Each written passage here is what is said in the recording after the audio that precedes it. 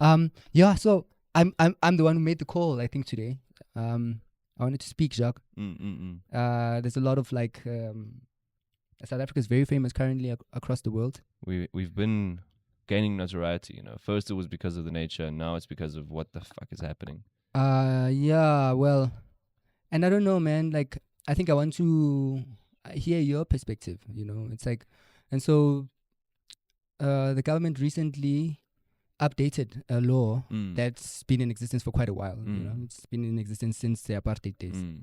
It's the Expropriation Act. You know, which I think simply allows for the seizure of property or land. You know, for the benefit of for public good. Put it like that. It's very vague, you know, and even the statement around it was very vague. It's like for the good of the people, in public interest, we can seize land, and you know, until it really fully comes into effect and starts to get used, we have no idea what that actually means and whether it means anything. You know, I think also sure. I rent. Yes. So yes. I have no problem when it comes to that, you know, there's nothing that I'm in danger of at the moment. I don't own any land. Sure. So are you suggesting that you're not worried at I'm personally not worried, you know. I think this, because the thing is, with this one that's discussion, an interesting little aspect. Something I've been thinking about. Yeah, it's an explosion of things, you know. America also said that Trump said that he would take Afrikaans people as refugees to America, and I think that a lot of the stupid ones will go, you know, and I think they must go. If it's more opportunity, a better opportunity for them, they must take that chance. You know, I'm afraid of losing some of our big farmers and our big food producing people, because they've been doing this for a very long time. You know, the other word for Afrikaans people is boere. Yes, you know, yes, definitely. Which is farmers. You know, and if we lose those guys, then our own food supply will be constrained. But then at the same time, I think we spoke about this a while ago, where, and allegedly, our mealie meal isn't produced locally. Well, this is only a we're situation. Exporting it. We're exporting our mealies that we're growing here. Yes, definitely. And making maybe oil. I don't know if we're making oil from mealies, but we're exporting our mealies and importing cheaper mealie meal.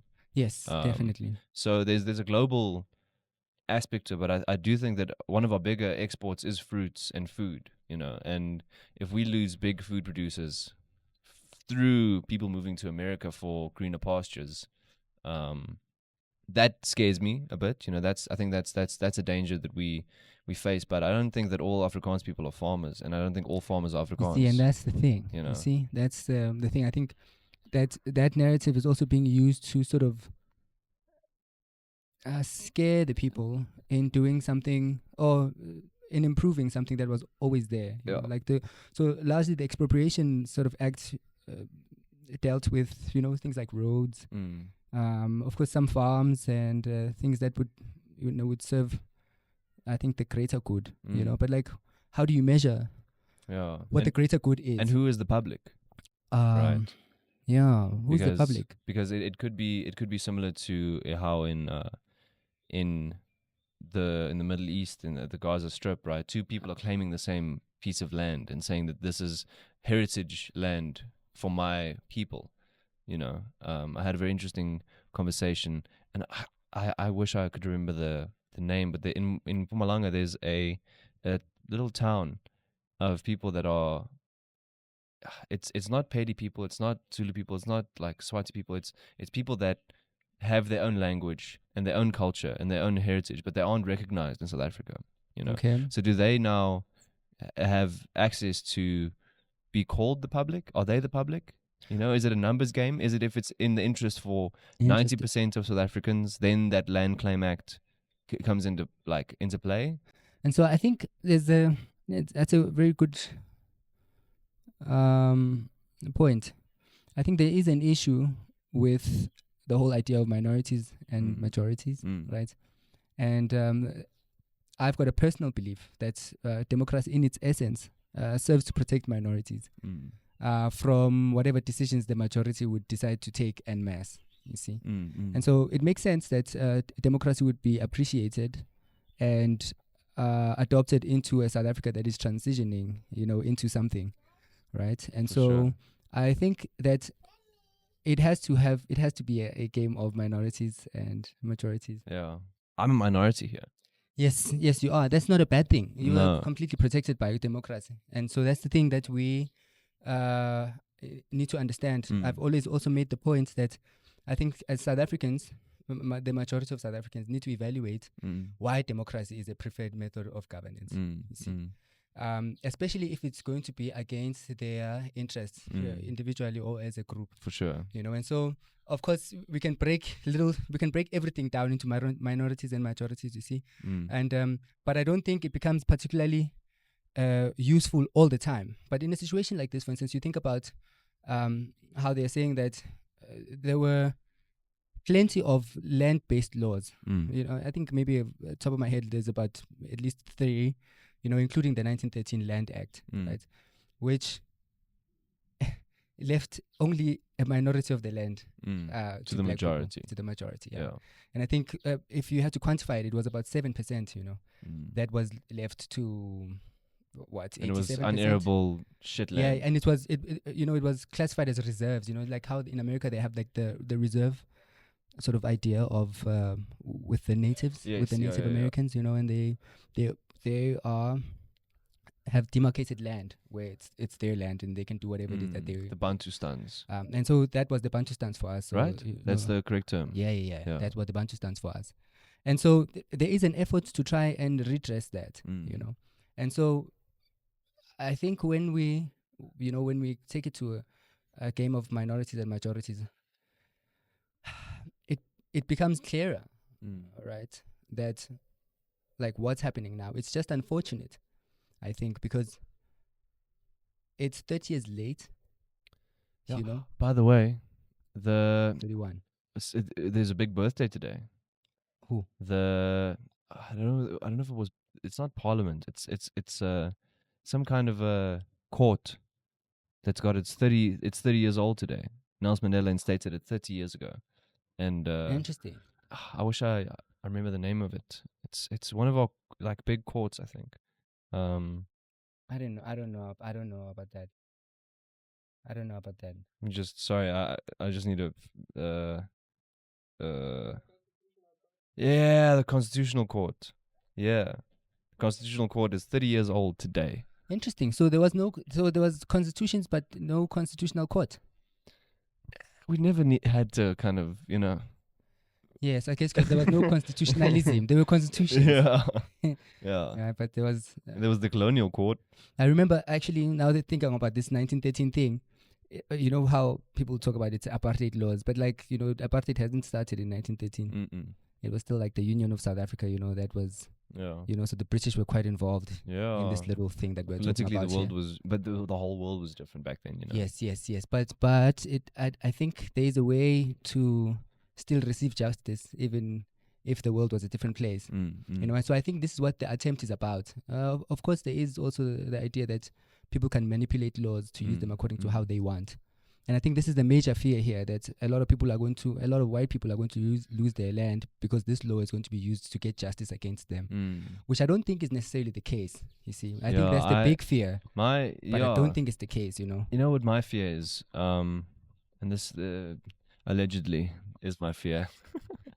My fear is that this was a kind of a political ploy in some way, right? Like a political statement to win votes back for the parties that are involved in pushing this forward, right? Interesting. Tell me more. And that. So who's this? Like the ANC?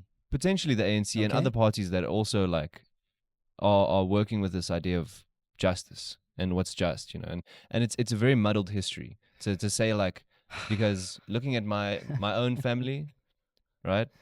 My dad didn't own property until like the late 90s, So he never had land that was inherited to him or like that he inherited.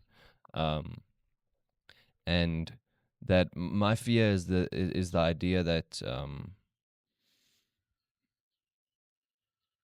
I don't know how to say it. I mean, you can say it. We're free to like say it however we want. We'll correct it if it doesn't sound. Yeah.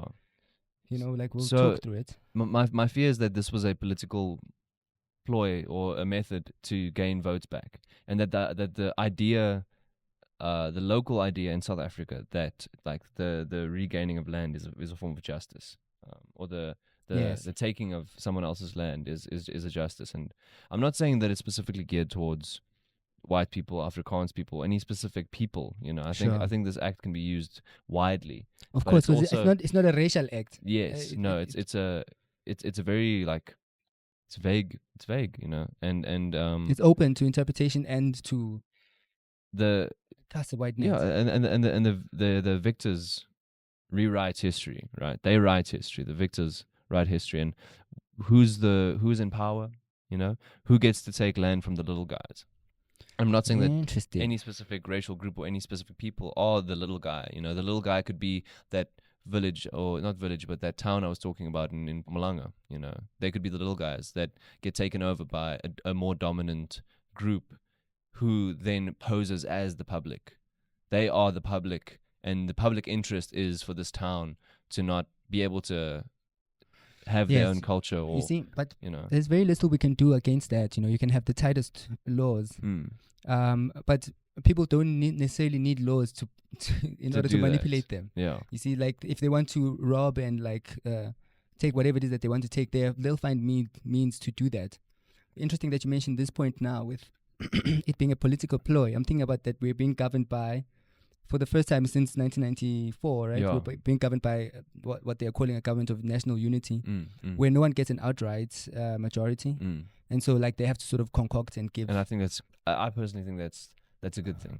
Yes, but hear me out. Yeah. You mentioned that it could be a political ploy, right? Yeah. In this little structure that we're in now, Yes. this situation that South Africa is experiencing is good for everybody who's trying to strengthen, for all political parties who are trying to strengthen their bases, Yeah. right? And so, for instance, like the ANC can do this, and it's a benefit to them because black people take them seriously. But then the DA can fight back against this, and it's a benefit to them because white people take them seriously. And so everyone has something to gain politically, and the people on the ground are just fighting and disagreeing. Yeah. And there's 100%. you know, there's the people. I mean, what are the people? What is the public gaining from this?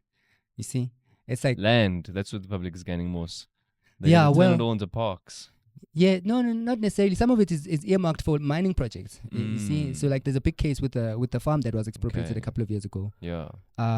Or the attempt was made to expropriate it. I'm Mm. forgetting the name now, but check it out. You know, like Mm. all the boys are talking about it. It's quite a. Was it a farm in the Northern Cape? No. It was actually, I think, around Limpopo. Okay. And but the area had been earmarked already for a special economic zone. You know, Okay. there's special economic zones that are popping up Yeah. everywhere. You know, some have got to do with mining, some with tech, some with automobiles and, Yeah. and things like that. And so the farm was, you know, to be expropriated so that that place could be used for other projects. Yes. Yeah. And they took the government to court, you know, actually, and they won, I think, to some degree, and were able to sell off the farm by themselves. And I the think for government 80 bought million. that real quick. I'm sure they Yeah. they must have. I don't know. I didn't Allegedly. read enough. I didn't read enough to see who the owners or the actual buyers of the farm were.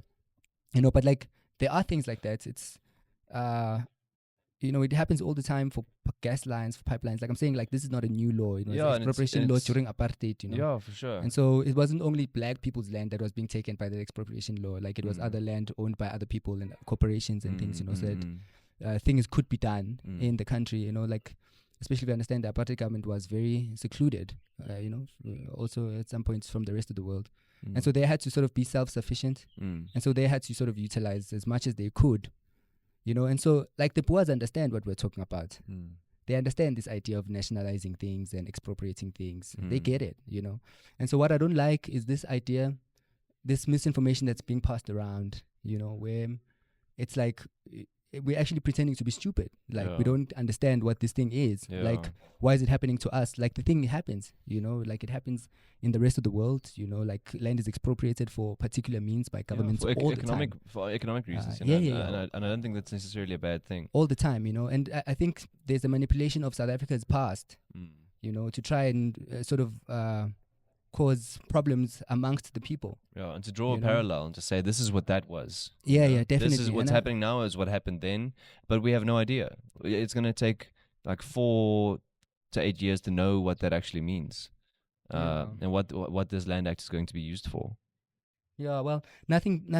Well, when I was browsing through it, doesn't seem like nothing much changed. Mm. You know, there's still that Section 25, Mm. you know, Mm. protection of property rights, Mm. which hasn't gone anywhere. It's Yeah. going to be a hard one to change. Mm. You know, and so I think people can be comforted by that little fact for now. Mm. Your land and- is safe. And not because Ish. like comfort is necessary. It's even terrible that we have to even say it like this. Like, I don't even know like how to even like have this conversation. I don't know either. I just think that, like we're smart enough, like if you have a fear of losing something, that means you understand that you might have worked for this Yeah. hard enough. And So understand the value of it. you understand the value of it. But then, it's like that understanding can't be like, I think we need like a broad-based mindset. I know I'm saying a broad-based mindset. BBM. But we need a broad-based, we need a broad-mindedness. Yeah. Like we can't pretend like we're these narrow thinkers. We can't think of anything outside of ourselves. 100%. It's like an outside of our time. 100%, Like our minds can exist beyond time and space. And so I'm particularly saddened by the disinformation. There's a lot of disinformation that you can't fight. It's like a juicy story is nice. Lies are nice, and they travel far. And so there's a lot of disinformation of people like talking about what's happening in South Africa currently. And it's like a lot of that is not happening. And it's just the media. I think, sorry to cut you off there, but I think the media is bored. They're bored of the story in Ukraine. They're bored of the story in Israel. And they're trying to find something new to kind of latch their claws into, so I think that's a wider thing as well, is that's what's happening now. I think the media are agents. I think this is the next thing. I think this this is the like, next story. This is the next story. Yeah. It's just like when it was pit bulls, it was pit bulls. When it was Pakistanis poisoning the children, it was Pakistanis killing the children. Yeah. It's like we can only have one big story at a time, but like there's so many things happening. But now it's not local news, because when allegedly these spaza shops were poisoning children. Yeah. It wasn't a global thing. No. This is now a global thing. Trump spoke to South Africa, and the world reacted. Yes, but it's based on what I'm trying to say is that it's based on misinformation. It's based on a fallacy. The fact that Afrikaners are being oppressed. It's like. It's quite a weird one, and it's also quite childish for me to say, "Hey, Jacques, are you being oppressed here in South Africa?" It's like, I know you're not being oppressed, but like there are people clearly who are feeling disgruntled by this. I think it's an own goal. Number one, I think South Africa is a great place to be, especially like for white people. I think it's a great place to be. Like I love it here. I've gone to a few places. I don't think anyone who's living in well, I think white people are not going to have a better time in America. Outside, I mean, especially if you own land here. If you're afraid that you're going to lose your land and like you own land here and you leave because you're afraid you're going to lose your land, you're going to lose that land anyways, and you're going to go there and become a refugee. Yeah. And I don't know if you're going to enjoy that as much. And I don't know how good refugee status is. Oh, man. That's exactly what I've been saying. This doesn't seem like a good deal. No, but we got a lot of people in Nigel. In Nigel? Yeah. Nigel, like just past, just past Springs. Got Heidelberg Nigel. side. Yeah, I know where Nigel is. Nigel's not nice, right? A lot of the Afrikaans people in Nigel think they might stand a better chance at being refugees in. Yeah, but like unless they got, I don't think Trump wants those Brakpan. If you're Afrikaans, if you can sing Eddie Blow van ons hemel, I don't think so. I don't think that's what Trump wants. No. But like I don't know what he wants. I don't know either, because that's also a vague thing, right? Yeah, it's like a vague but I statement. think Musk has a lot to do with it as well, because of his, like he built that thing of this PayPal thing with a few South Africans. You see, and so maybe they're thinking there's, I don't know, they can start a little army that side and like take over the states, because he's looking like the president. If Trump is not. If Trump is not careful, I think there might be a little coup happening in America, and that's part of Trump's brand. Sorry, so keep going. Musk might be the one at the helm of it. Yeah. As like the richest man and a technocrat. I think there could be a way in which, potentially, if people are not careful, if we're not careful, if the world is not careful, that we might be moving into a little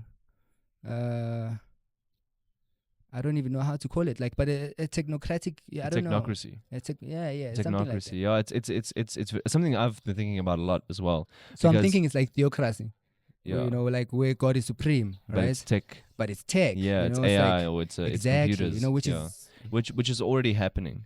It's You know, already so happening. I think there's something there to look at, and also like a lot of the information that we're receiving from this, we're receiving from these tech companies, you know, and their social media platforms. Our media is largely taking this as well, you know, Yeah. like well, not our media, but you know, traditional media. And so there's something happening there, you know, about like the ability to mold a narrative and feed it to the people, you Yeah. know.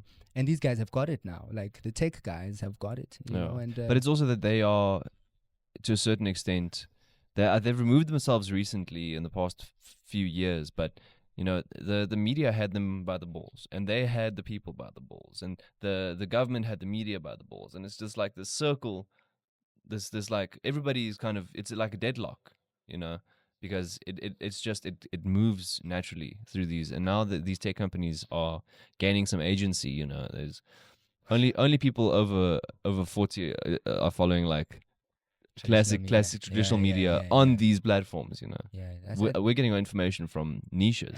I think there's a danger in that, because we potentially are getting different stories, you see, and so there's a way in which we're not getting a unified message, which is great. I think it's awesome, but how do I even put this in the wild? You know, it's like the predators, they succeed better if they are able to separate the herd. Yeah. You see, and so I think with information and dangerous information, it's the same as 100%. well. You know, like if you're able to sort of get separated from the herd, Yeah. and I mean, of course, the herd could be wrong, Yeah. right? But there's a safety in those numbers. Yeah. You know?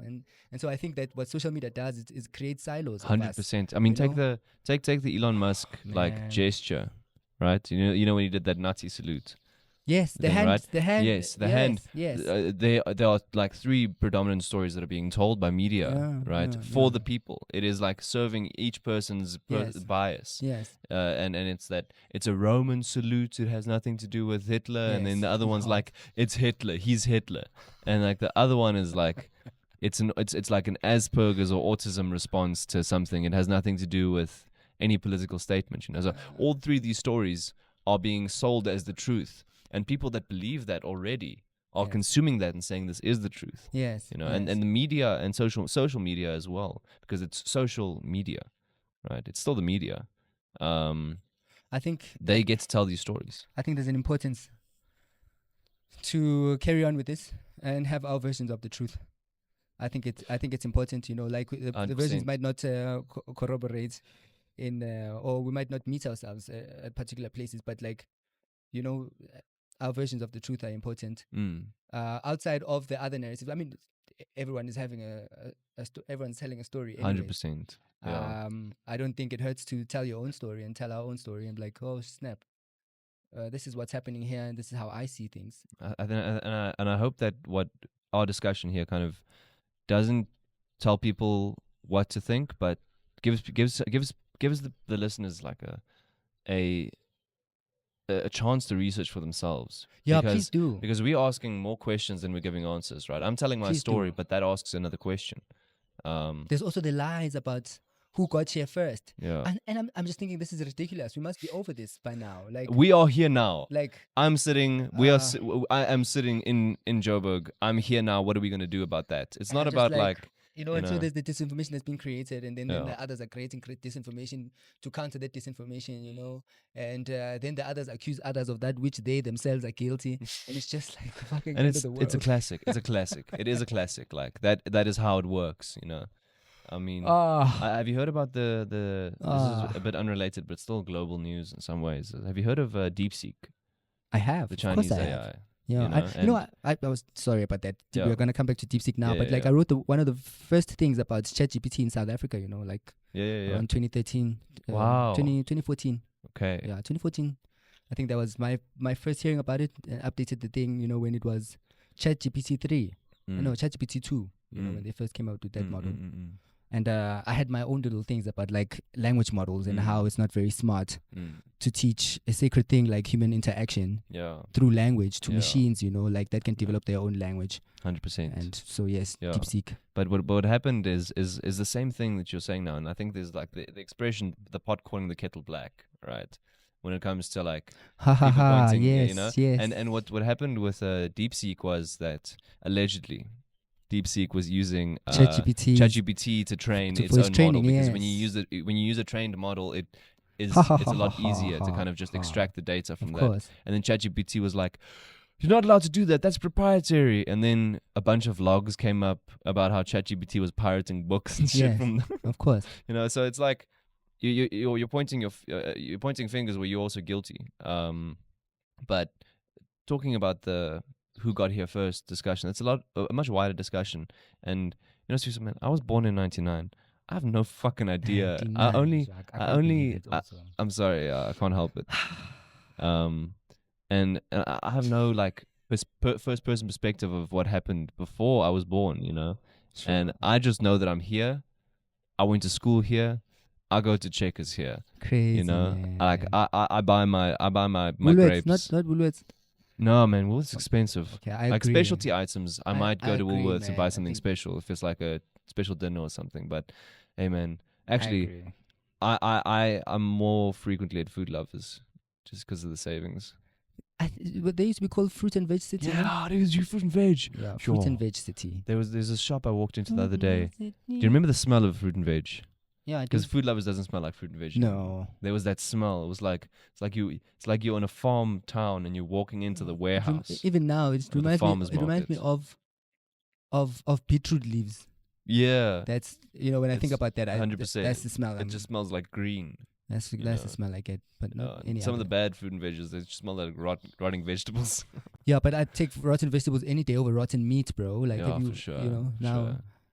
I don't understand like why we have to walk into these stores sometimes and it doesn't smell that great. Like it smells like like rotting meat. Like, come on, I don't know what kind of store you're going to. I haven't smelled rotting meat. Do you want me to say the name?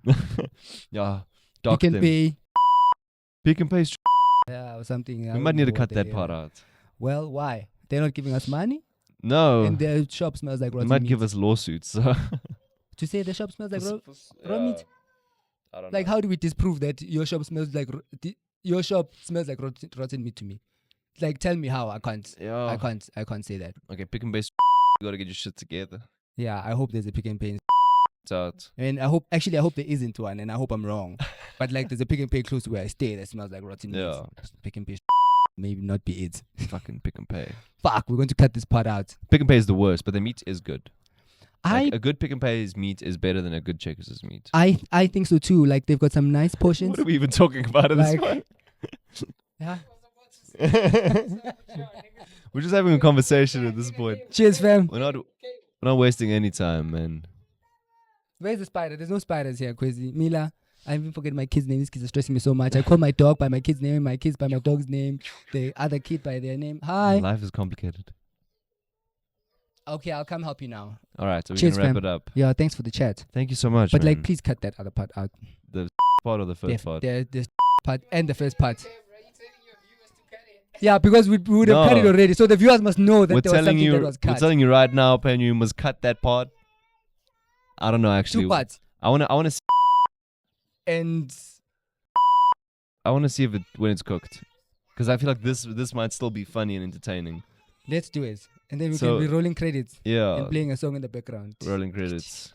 This podcast was your brought to you by Let's go. ChatGPT, and where I get all of my ideas. DeepSeek. I wanted to register for DeepSeek, but I didn't because I read the terms and conditions. They were quite short. There was a South African guy, who's a security professional, and he was actually saying that he hooked his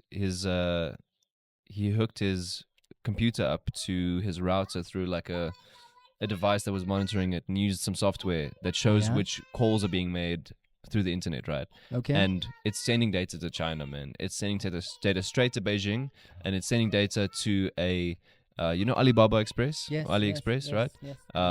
They have their own kind of thing, and he connected it up, and so Alibaba has a similar thing to Amazon, because Amazon's got AWS, right? Amazon Web Services. Okay. There's like a bunch of hosting things, databases, Okay. millions of other things that I can't even name. And then Alibaba has their own version in Are China. these like servers, or Right, these are servers Okay, that sure, are sure. data centers, or data centers? they that's are it. like it's a bit more complicated than that, you know. Sure. Like, I think I'm- I just need an overview. you know, yeah, you can think of it as a data center, right? They've Okay. got a center in London, and the data that this guy's like chatting to DeepSeek with is being sent straight to Beijing and to this data center in London, you know. And Wow. and then when you ask it, because data is important. The That's more crazy. data you have, the better. Yeah, You no, know, that's to train a model, for a few years ago and still today, the problem is data. The more Yeah, I data, remember. I mean, they're even hiring human beings to like, yeah, you know, regular human beings who've got different expertise in different things. yeah. Anyway, thank you for watching this episode of the Ministry of Diversity. Siso, It's the Minister of Diversity. let us know where they can find you. Well, we're around. Of course, you can catch me live if you don't want to hear me talking. I'll be singing. And so I got something at the end of the month, artistry. And yeah, but it's visualtomsa.com. I got some stuff over there. Brown Brand Archive, the muffins, yo. Awesome. Where are you? That's cool. I'm on Instagram, Jog Pinoberg. That might change. You got a show? I have no big shows booked right now. You know, No big shows. I'm still up and coming. Yeah, but what about a So- small show? You can check us out at 6 Comedy 6 in Melville, 6 Cocktail Bar in Melville, and then Rats Bar is happening right now. First Thursdays at Young Rebels, and then all around town. Check my Instagram out. I do jokes.